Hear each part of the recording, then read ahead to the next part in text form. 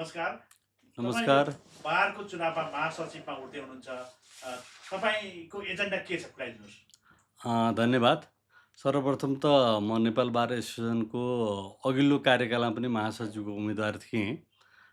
त्यो कार्यकालमा राखेका एजेन्डाहरू अपुरा अधुरा रहे भन्ने सम्पूर्ण कानुन विषय साथीहरूको चाहिँ एउटा आग्रह अनुरोध बमोजिम पनि म महासचिवको उम्मेदवारको रूपमा खडा भएँ र नेपाल बार एसोसिएसनको मोटो भनेको संविधानको सर्वोच्चता, कानुनको शासन, लोकतान्त्रिक प्रणाली र स्वतन्त्र न्यायपालिका, मानवाधिकारको रक्षा हाम्रो चाहिँ मुख्य मोटो हो।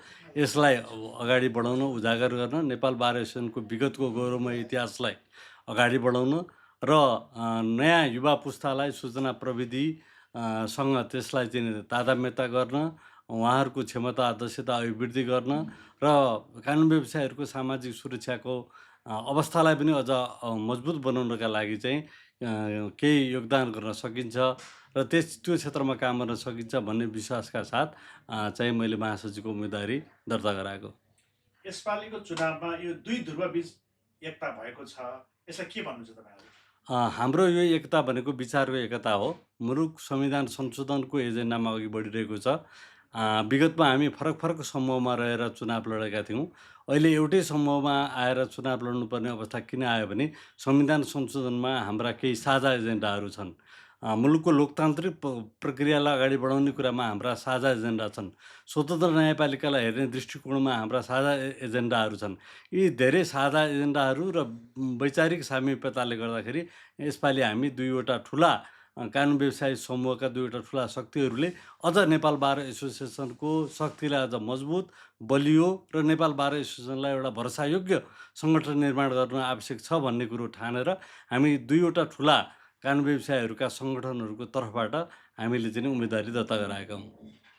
आगामी अब न्यायपालिका कस्तो हुन्छ त? तपाईँहरूले कस्तो परिकल्पना गर्नुभएको छ? माननीय हरिकृष्ण कार्की पूर्व सामान्य प्रधान न्यायाधीशज्यूको अध्यक्षतामा बनेको प्रतिवेदनको कार्यान्वयनलाई हामी जोड दिनेछौँ र त्यसलाई हामीले एउटा हल्लाको एजेन्डा बनाउने छैनौँ। त्यसलाई कुनै आग्रह र पूर्वाग्रहको एजेन्डा हामी बनाउने छैनौँ। त्यसलाई वास्तविक रूपमा कार्यरूप दिनका लागि न्यायपालिकासँग मिलेर, अदालतसँग मिलेर नै हामीले कानुन व्यवसायको क्षेत्रमा गर्नुपर्ने सुधार, न्यायपालिकाको क्षेत्रमा गर्नुपर्ने सुधार र कर्मचारी प्रशासनको क्षेत्रमा गर्नुपर्ने सुधारका एजेन्डाहरूलाई अगाडि लिएर जानेछौँ र त्यसलाई अगाडि बढाउनका लागि नै हामीले चाहिँ नि हाम्रो उम्मेदवारी, हाम्रो बारको आगामी कार्यभार त्यही हिसाबले हामीले तय गरेका छौँ। युवा कानुन व्यवसायहरूलाई चाहिँ यो अगाडि उहाँहरूको व्यवसायमा अगाडि बढाउन के कस्तो योजना ल्याउने योजना छ तपाईँहरूको? पहिलो कुरो त युवा कानुन व्यवसायहरूको रुचिको क्षेत्रहरू हामी छुट्याउँछौँ।